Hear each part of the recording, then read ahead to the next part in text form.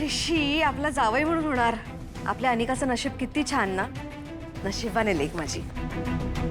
नाही हो, ऋषीसारखा मुलगा जावई म्हणून मिळणं ही खरंच खूपच चांगली गोष्ट आहे.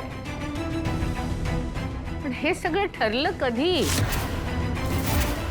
आणि कुणी ठरवलं तुम्ही हे अशी मिठाई वाटत फिरताय ते?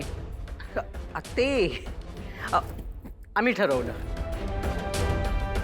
हा, आता तू चिडू नकोस प्लीज प्लीज.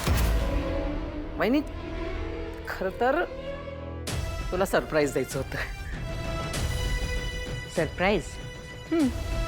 पण मग राजनला तरी हे माहितीये का त्याला सुद्धा हे सरप्राईजच आहे? ॲक्च्युली हो, त्याच्यासाठी सुद्धा सरप्राईज आहे. म्हणजे तर ऋषीसारखा जावई मिळणार म्हटल्यावर तो खुशच असेल ना. पण आई, तुम्ही खुश नाही का? असं म्हणाले का मी? मी पुन्हा एकदा सांगते, ऋषीसारखा मुलगा जावई म्हणून मिळणं ही अतिशय चांगलीच गोष्ट आहे. मग मला सांग, राजनला तो आवडणार नाही का? त्याला तो का नको असेल जावई म्हणून, हो की नाही? म्हणून कामिनी, राजन होकार देईल का नकार देईल हा प्रश्नच नाहीये. अनिकाचा बाप आहे ना तो. हो. त्याला ही गोष्ट सांगायला नको? हां हो, म्हणजे मी सांगणारच होते त्याला, पण त्याच्यासाठी सरप्राईज होतं ना. आता राजनला कळल्यानंतर आनंदच होणार आहे. त्याला अनिकाची खूप काळजी असते ना. आता ही गुड न्यूज कळल्यानंतर तो खूपच खुश होईल बघा. हो, राजन नक्कीच खुश होईल ही गुड न्यूज ऐकून.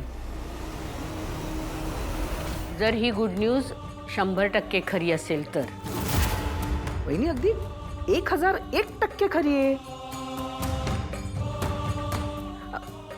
बरं ठीक आहे, तुला विश्वास नसेल बसत तर दूध का दूध, पाणी का पाणी. तू नयनतारालाच फोन करून विचार ना, नाही का? खरं काही ते कळेलच. रागिणी, हां, आपण इथेच थांबून चालणार आहे का? चल, आपल्याला जायचंय क्लब मध्ये मिठाई वाटायची. हो. हा वहिनी, आलो आम्ही. चल चल.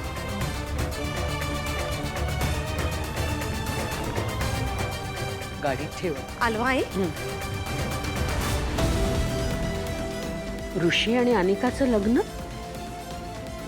ऋषीसारखा नवरा अनिकाला मिळणं हे तिचं नशीबच म्हणायचं. तो नक्की तिला सांभाळून घेईल, सुधारेलही. पण हे कसं शक्य आहे? या दोघींनी हे काम कसं काय केलंय? काही गडबड नसू दे यात.